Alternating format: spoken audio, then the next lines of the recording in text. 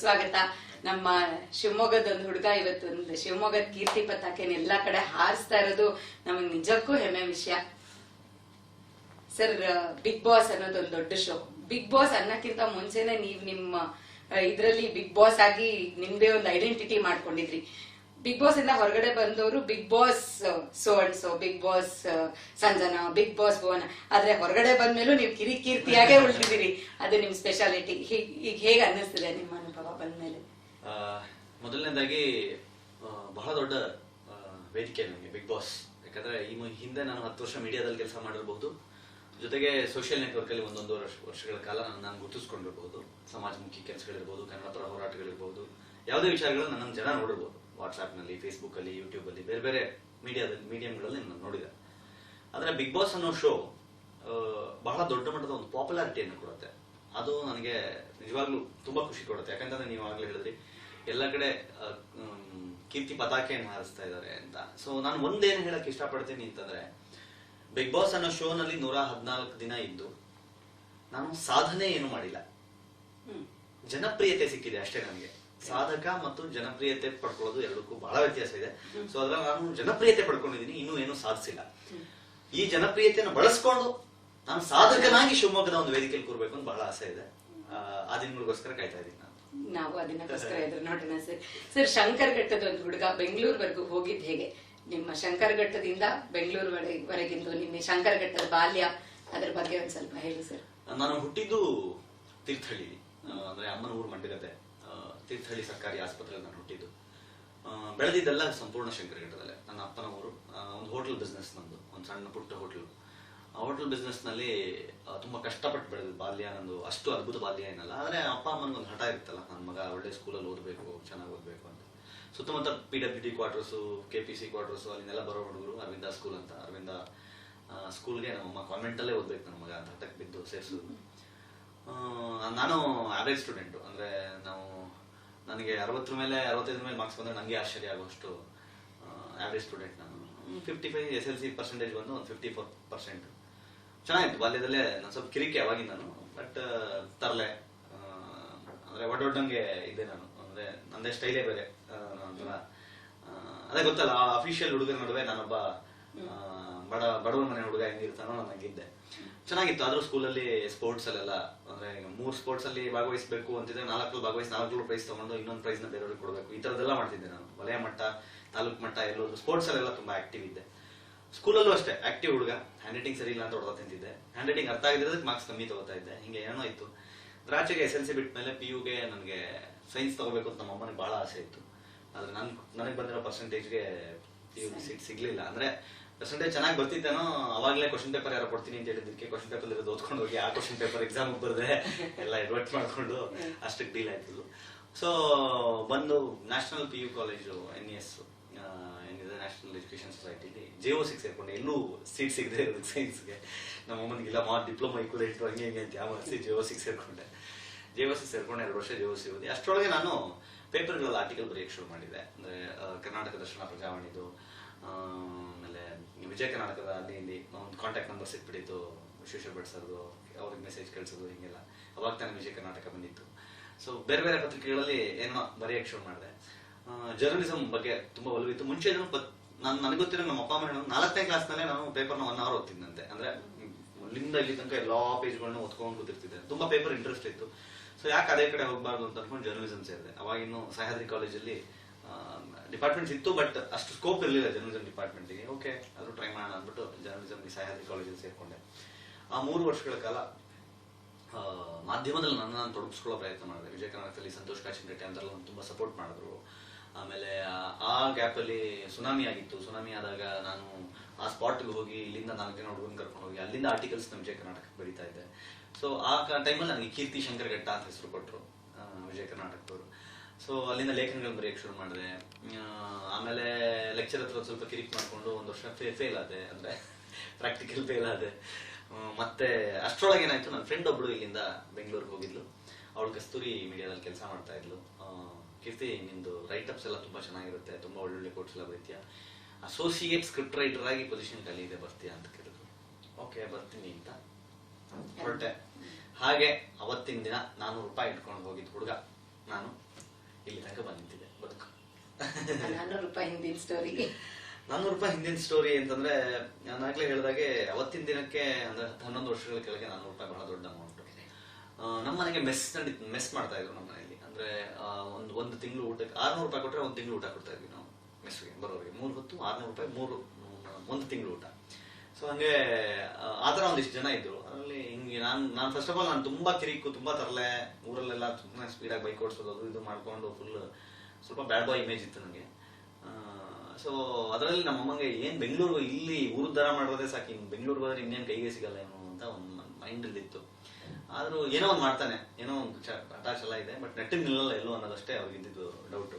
So ಆಗಿದ್ದಾಗ್ಲಿ ಅಂತ ಪ್ರಕಾಶ್ ಅಂತ ಒಬ್ರು ನಮ್ಗೆ ಮೆಸ್ಸಿಗೆ ಬರ್ತಾ ಇದ್ರು, ಝುವಾಲಜಿ ಡಿಪಾರ್ಟ್ಮೆಂಟ್ ಅಲ್ಲಿ ಓದ್ತಾ ಇದ್ರು. ಅವ್ರು ಇಲ್ಲ ನಮ್ಮ ಮಗ ಹಿಂಗೆ ಹೋಗ್ಬೇಕು ಅಂತ ಏನಂದ್ರೆ ಅವತ್ತು ₹400 ಸಾಲ ತಗೊಂಡು ನಾನು ನಮ್ಮೂರಿನ ಕೆಂಪು ಬಸ್ ಕಮ್ಮರಡಿ ಬಸ್ ಹತ್ತಿದ್ದು. ಸೊ ಅಲ್ಲಿಂದ ಪ್ರೊಫೆಷನ್ ಜರ್ನಿ ಮುಂದುವರಿಸಬೇಕು ಅಂತಂದ್ರೆ ಹೋಗಿ ಕಸ್ತೂರಿ ಮೀಡಿಯಾದಲ್ಲಿ ಜಾಬ್ಗೆ ಅಂತ ಕೂತಿದ್ದೆ. ಸೊ ಅವಾಗ ತಾನೇ ಮುಂಗಾರು ಮಳೆ ಸಿನಿಮಾ ರಿಲೀಸ್ ಆಗಿತ್ತು. ಸುಮಾರು ಹೊತ್ತಾದ್ಮೇಲೆ ಅಲ್ಲಿ ಬಾಸ್ ಬಂದಾಗ ನಿಮ್ಗೆ ನೆನಪಿರ್ಬೋದು, ಆದರ್ಶ ದಂಪತಿಗಳು ಅಂತ ಪ್ರೋಗ್ರಾಮ್ ಬರ್ತಾ ಇತ್ತು. ಅದರಲ್ಲಿ ಶೈಲಜಾ ಸಂತೋಷ್ ಮೇಡಮ್ ಇದ್ರು. ಅವ್ರು ನಾನು ಮಾತಾಡ್ಸಿದ್ಮೇಲೆ ಅವರು ಇಲ್ಲ ತುಂಬಾ ಟ್ಯಾಲೆಂಟ್ ಇದೆಯಾ ಹುಡುಗ ನೀನು, ತಡಿ ಸರ್ ಬರ್ತಾರೆ ಈಗ ಅಂತಂದ್ರು. ಸರ್ ಅಂದ್ರು ಸರ್ ಸ್ಕ್ರಿಪ್ಟ್ ರೈಟರ್ ಹುಡುಗ ಬಂದೇನೆ. ನಾನು ಈಗಲೇ ಹಿಂಗೆ ಅವಾಗ ಇನ್ನೂ ಹಿಂಗಿದ್ದೆ. ನಾನು ಇನ್ನೇನು ಬರೀತಾನೆ ಅಂತಂದ್ರು. ಸರ್ ಇಲ್ಲ ಸರ್ ಒಳ್ಳೆ ಮಾತಾಡ್ತಾನೆ, ಒಳ್ಳೆ ಬರೀತಾನೆ ಹುಡುಗ, ನಾನು ನೋಡಿದೆ ಅಂತ. ಸರಿ ಏನ್ ಬರೀತಿಯಪ್ಪ, ಅವ್ನು ಕೆಲಸ ಮಾಡು, ಮುಂಗಾರು ಮಳೆ ಸಿನಿಮಾ ನೋಡಿದ್ಯಾ? ಹಾ ಸರ್ ನೋಡಿದ್ದೀನಿ ಅಂತ. ಅವ್ನು ಕೆಲಸ ಮಾಡು, ಮುಂಗಾರು ಮಳೆ ಸಿನಿಮಾ ಬಗ್ಗೆ ನಿಂಗೆ ಏನ್ ಅನ್ಸುತ್ತೆ ಬರೀ ಅಂತ ಅಂದ್ಬಿಟ್ಟು ಹೋಗ್ಬಿಟ್ರು. ನಾನು 10 ನಿಮಿಷ ಟೈಮ್ ತಗೊಂಡೆ, ಬರ್ದೆ. ತಗೊಂಡೋಗಿ ಅವ್ರ ಹತ್ರ ಹೋದೆ, ಸರ್ ಬರ್ದಾಯ್ತು ಅಂತ. ಸರಿ ಓದು ಒಂದು ಓದಿದ ತಕ್ಷಣ ಬಂದ್ರು, ಶೈಲಜಾ ಅವನಿಗೆ ಎಷ್ಟು ಸಂಬಳ ಬೇಕು ಬಟ್ ಫಿಕ್ಸ್ ಮಾಡ್ಬಿಟ್ಟು ಇವತ್ತಿಂದಾನೇ ಜಾಬಿಗೆ ಜಾಯ್ನ್ ಆಗಿ ಕೇಳಿ ಅಂತ. ಅದಕ್ಕೆ ಸರ್ ಇಲ್ಲ ನಾನು ಊರಿಂದ ಹಂಗೆ ಬಂದ್ಬಿಟ್ಟಿದ್ದೀನಿ ಅಂತ. ಊರಿಗೆ ಫೋನ್ ಮಾಡಿ ಬಸ್ಸಿಗೆ ಬಟ್ಟೆ ಹಾಕಕ್ಕೆ ಕೇಳು, ಇಲ್ಲೇ ಶಿಫ್ಟ್ ಆಗ್ ನೀನು ಅಂತಂದ್ರು.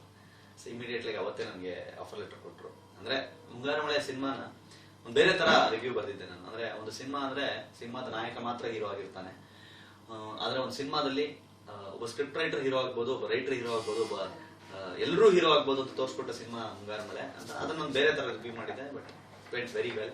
ನನಗೆ ಅಲ್ಲಿಂದ ಅವಕಾಶಗಳು ಓಪನ್ ಆಯ್ತು. ಸೊ ಅಲ್ಲಿಂದ 1 ವರ್ಷ ಕಸ್ತೂರಿ ಕೆಲಸ ಮಾಡಿದೆ, ಬಟ್ ನ್ಯೂಸ್ ಮೀಡಿಯಾದಲ್ಲಿ ಕೆಲಸ ಮಾಡಬೇಕು ಅನ್ನೋ ಹಠ ಜಾಸ್ತಿ ಇತ್ತು. ಅಂದ್ರೆ ಸುವರ್ಣ ನ್ಯೂಸ್ ಅಲ್ಲಿ ಅವಕಾಶ ಸಿಕ್ತು. ಸುವರ್ಣ ನ್ಯೂಸ್ಗೆ ಶಿಫ್ಟ್ ಆದೆ. 4 ವರ್ಷಗಳ ಕಾಲ ಸುವರ್ಣ ನ್ಯೂಸ್ ಅಲ್ಲಿ ಇದ್ದೆ. ಈ ಗ್ಯಾಪ್ ಅಲ್ಲಿ ರಂಗಣ್ಣ ಬಂದ್ರು. ರಂಗಣ್ಣ ಬಂದು ಬಿಟ್ಟ ತಕ್ಷಣ ನಾನು ರಂಗಣ್ಣ ಜೊತೆ ಕೆಲಸ ಬಿಟ್ಟೆ.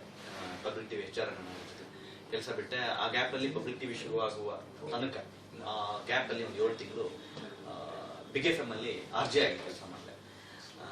RJ ಆಗಿದ್ದಾಗ ನಾನು ಒಂದು ಶೋ ಮಾಡ್ತಿದ್ದೆ, ಹೆಪಿ ಪುರೆ ಅಂತ. ಆ ಹೆಪಿ ಪುರೆ ಶೋ ನಲ್ಲಿ ನನ್ನ ಹೆಸರು ಕಿರಿಕ್ ಕೀರ್ತಿ ಅಂತ.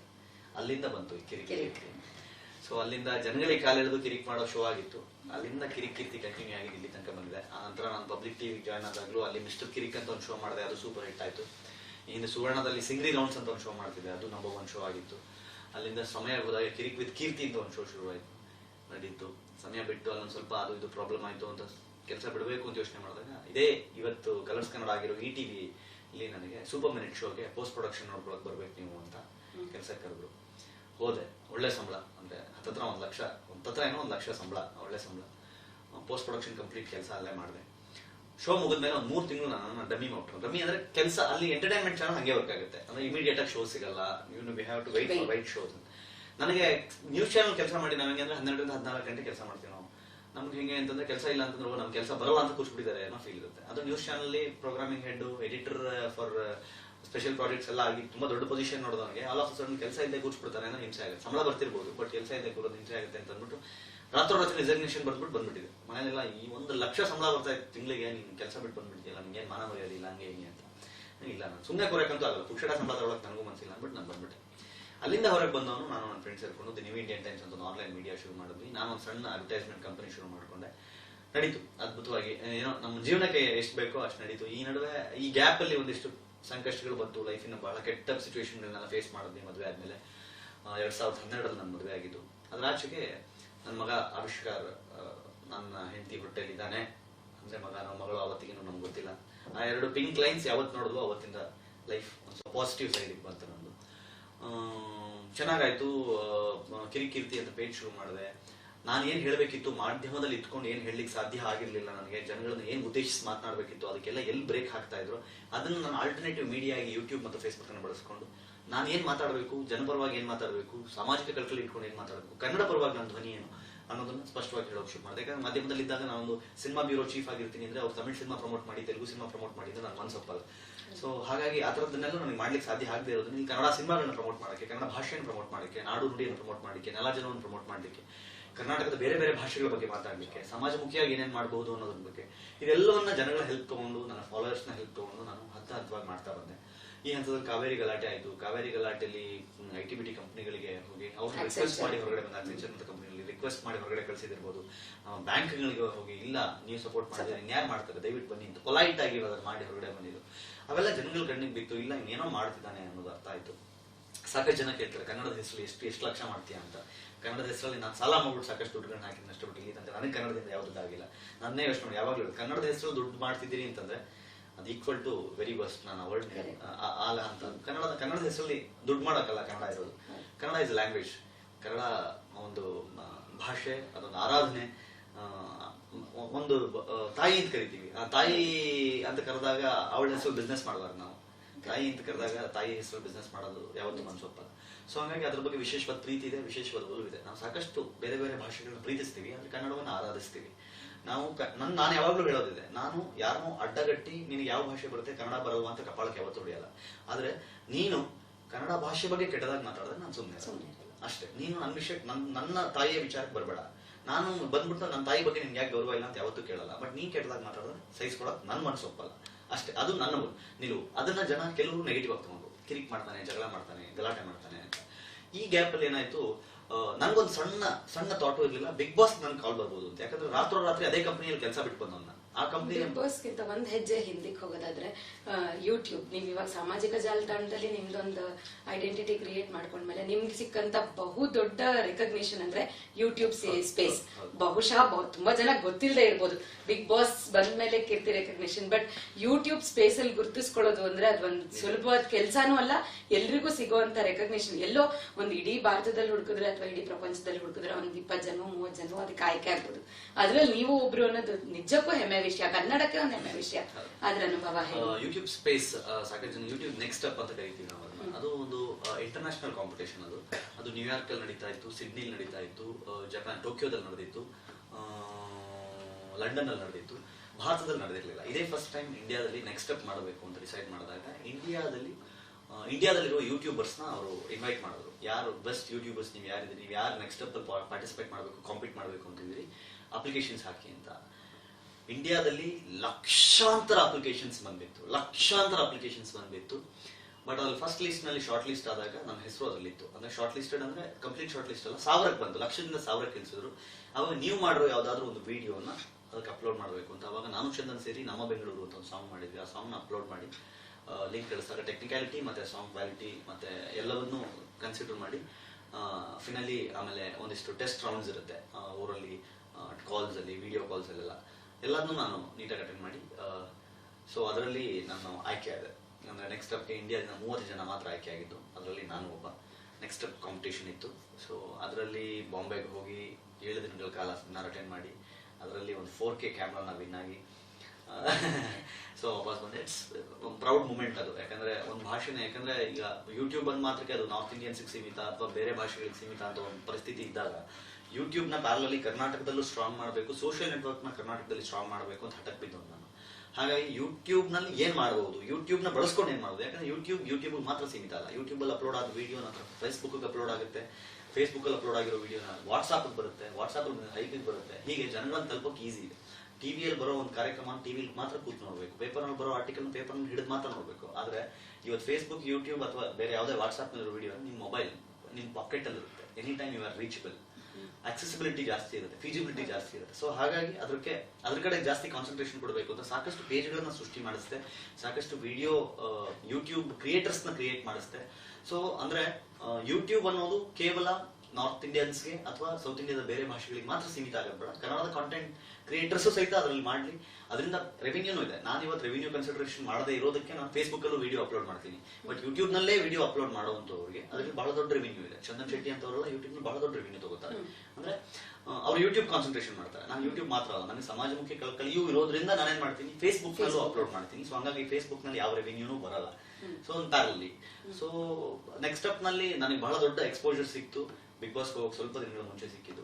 ನಾನು ಅದನ್ನು ತುಂಬಾ ಅದ್ಭುತವಾಗಿ ಬಳಸ್ಕೊಂಡೆ. ಇವತ್ತು ಯೂಟ್ಯೂಬ್ ಮುಂಬೈ ಆಫೀಸ್ ಇರ್ಬೋದು, ಬ್ಯಾಂಗ್ಳೂರ್ ಆಫೀಸ್ ಇರ್ಬೋದು, ಕೆನಡಾದ ಆಫೀಸ್ ಇರ್ಬೋದು, ಪ್ರತಿಯೊಂದು ಆಫೀಸ್ನಲ್ಲೂ ನನಗೆ ಡೈರೆಕ್ಟ್ ಆಕ್ಸೆಸ್ ಇದೆ. ಅಂದ್ರೆ ಮೇಲ್ ಆಕ್ಸೆಸ್ ಇರ್ಬೋದು, ಅಲ್ಲಿನ ಆಕ್ಸೆಸ್ ಇರ್ಬೋದು. I am considered as Indians top YouTubers ಅಲ್ಲಿ ಕಿರಿಕೀರ್ತಿ ಸಹ ಒಬ್ಬ ಅಂತ ಕನ್ಸಿಡರ್ ಮಾಡ್ತಾರೆ. ಒಬ್ಬ ಕನ್ನಡಿಗನಾಗಿ ಆ ಹಂತದವರೆಗೂ ತಲುಪಿರೋದ್ರ ಬಗ್ಗೆ ಹೆಮ್ಮೆ ಇದೆ ನನಗೆ. ನಮಗೆ ಕೂಡ sir. So in Big Boss ಬಂದಿದ್ದು ಅದು ಆಫರ್ ಬಂದಿದ್ದು ಹೇಗೆ? ಅಂದ್ರೆ ಆಲ್ ಆಫ್ ಸಡನ್ ಒಂದಿನ ಪರಮೇಶ್ವರ್ ಗುಂಡ್ಕಲ್ ಅವರಿಂದ ನಮ್ಗೆ ಮೆಸೇಜ್ ಬಂತು, ನಿಮ್ ಜೊತೆ ಮಾತಾಡ್ಬೇಕು ಅಂತ. ನನಗೆ ಆಶ್ಚರ್ಯ ಆಯ್ತು, ಯಾಕಂದ್ರೆ ಅವ್ರನ್ನ 1.5 ವರ್ಷ ಆಗಿತ್ತು, 10 ವರ್ಷ 1.5-2 ವರ್ಷ ಆಗಿತ್ತು. ಇದಕ್ಕೆ ನಂಗೆ ರೆಸಿಗ್ನೇಷನ್ ಮಾಡಿಬಿಟ್ಟು ಬಂದಿದ್ಬಿಟ್ಟ ನಂತರ ನನಗೂ ಯಾವ ಕಮ್ಯುನಿಕೇಶನ್ ಆಗಿರ್ಲಿಲ್ಲ. ಇದಕ್ಕಿದ್ದ ಹಾಗೆ ಕಲರ್ಸ್ ನ south India business head phone message ಮಾಡ್ತಾರೆ ಅಂತಂದ್ರೆ ಒಂದ್ಸಲಿ ಶಾಕ್ ಆಗುತ್ತೆ. ಯಾವ್ದಕ್ಕಿರ್ಬೋದು ಗುರು, ಏನಾದ್ರು ನೋಟಿಸ್ ಗೀಟಿಸ್ ಬಂದ್ಬಿಡ್ತಾ ಇಮಿಡಿಯೇಟ್ ಆಗಿ ಕೆಲಸ ಬಿಟ್ಟಿದ್ದಕ್ಕೆ, ಕಾರ್ಪೊರೇಟ್ ಕಂಪನಿ ಬೇರೆ ಅಂತೆಲ್ಲ ಯೋಚನೆ ಮಾಡಿದೆ. ನಾನು ಹೆಂಡತಿ ಹತ್ರ ಡಿಸ್ಕಸ್ ಮಾಡಿದೆ, ಹಿಂಗೆ ಮಾತಾಡ್ಬೇಕು ಅಂತ ಕೇಳ್ತಾರೆ ಅಂತ. ಅವಳು ಗೆಸ್ ಮಾಡೋದು ಮೋಸ್ಟ್ಲಿ ಬಿಗ್ ಬಾಸ್ ವಿಚಾರಕ್ಕೆ ಇರ್ಬೋದು ಅಂತ. ಚಾನ್ಸೇ ಇಲ್ಲ ಅರ್ಪಿ, ನಾನು ಹಂಗ್ ಬಿಟ್ಟು ಬಂದಿದ್ದೀನಿ ಕಂಪ್ನಿ, ಬಿಗ್ ಬಾಸ್ ನನಗೆ ಯಾಕೆ ಕರೀತಾರೆ ಅಂತ. ಇಲ್ಲ ಮಾತಾಡಿದೆ, ಅದು ಬಿಗ್ ಬಾಸ್ ಆಫರ್. ಇಲ್ಲ, ನಾನು ನಿಮ್ಮ ಪೇಜಸ್ ನ ಫಾಲೋ ಮಾಡಿದೆ, ನೋಡಿದೆ, ಮಿಲಿಯನ್ಸ್ ಗಟ್ಟಲೆ ರೀಚ್ ಇದೆ ನಿಮಗೆ, ನೀವು ಬರಬೇಕು, ನೀವು ಮಾತನ್ನ ಬರಬೇಕು ಅಂತ. ಸೊ ನನಗೆ ಸರ್, ಕಿರಿಕೀರ್ತಿಯಾಗಿ ನನ್ನನ್ನು ಕರೆಯೋದಾದ್ರೆ ನಾನು ಬಿಗ್ ಬಾಸ್ ಮನೆಗೆ ಬರಲ್ಲ. ಕಿರಿಕೀರ್ತಿಯಾಗಿ ನನ್ನ ಮನೆ ಒಳಗೆ ಬರಕ್ಕೆ ಇಷ್ಟ ಇಲ್ಲ ನನಗೆ. ಅದು ಒಂದು ವ್ಯಕ್ತಿತ್ವ ಪ್ರದರ್ಶನ. ಅದು ಅಂದ್ರೆ ವ್ಯಕ್ತಿತ್ವ ತೋರಿಸ್ಬೇಕಲ್ಲಿ. ಕಿರಿಕೀರ್ತಿಯ ಒಳಗೂ ಒಂದು ವ್ಯಕ್ತಿತ್ವ ಇದೆ. ಅದು ಕನ್ನಡ ಭಾಷೆ, ನಾಡು, ನುಡಿಯ ಬಗ್ಗೆ ಪ್ರೀತಿ ಇರೋದು. ಆದ್ರೆ ನಾಡು, ನುಡಿ, ಭಾಷೆಯ ಪ್ರೀತಿಯನ್ನ ಬಿಗ್ ಬಾಸ್ ಮನೆಯಲ್ಲಿ ತೋರಿಸಿ ಜನರ ಭಾವನೆಗಳ ಜೊತೆ ಆಟಾಡಿ ಅವರ ಓಟ್ಗಳನ್ನ ತಗೊಳಕ್ ನಂಗೆ ಇಷ್ಟ ಇಲ್ಲ. ನಾನು ಕೀರ್ತಿ ಕುಮಾರ್ ಆಗಿ ಬರ್ತೀನಿ. ನನ್ನ ವ್ಯಕ್ತಿತ್ವ, ನಾನೊಬ್ಬ ಎಮೋಷನಲ್ ಮನುಷ್ಯ, ನಾನೊಬ್ಬ ಭಾವನಾತ್ಮಕ ಜೀವಿ, ನನ್ನೊಳಗೊಬ್ಬ ಕಾಮಿಡಿಯನ್ ಇದ್ದಾನೆ, ನನ್ನೊಳಗೊಬ್ಬ ಎಂಟರ್ಟೈನರ್ ಇದ್ದಾನೆ, ನನ್ನೊಳಗೊಬ್ಬ ಸ್ಟ್ರಾಂಗ್ ವಿಲ್ ಪವರ್ ಇರೋ ಒಬ್ಬ ಮನುಷ್ಯ ಇದ್ದಾನೆ. ಅವನನ್ನ ಪರಿಚಯ ಮಾಡಿಸೋಕೋಸ್ಕರ ನಾನು ಮನೆಯೊಳಗೆ ಬರ್ತೀನಿ ಅನ್ನೋದಕ್ಕೆ ನಿಮ್ಗೆ ಒಪ್ಪಿಗೆ ಇದ್ರೆ ನಾನು ಬರ್ತೀನಿ ಅಂತ. ಯಾಕಂದ್ರೆ ನಿಮ್ ಉದ್ದೇಶ ಕರೆಕ್ಟ್ ಆಗಿದೆ. ನಾನೇ ಕಿರಿಕೀರ್ತಿಯಾಗಿ ಒಳಗಡೆ ಹೋಗದೆ ಇದ್ರು ಜನಕ್ಕೆ ನೀವು ಪರಿಚಯ ಕಿರಿಕೀರ್ತಿ ಅಂತ, ಒಳಗಡೆ ಹೇಗಿರ್ಬೇಕು ಅನ್ನೋದು ನಿಮಗ್ ಬಿಟ್ಟ ನಿರ್ಧಾರ. ನೀವು ಹೇಗ್ ಮ್ಯಾನೇಜ್ ಮಾಡ್ತೀನಿ ಮಾಡ್ಬೋದು.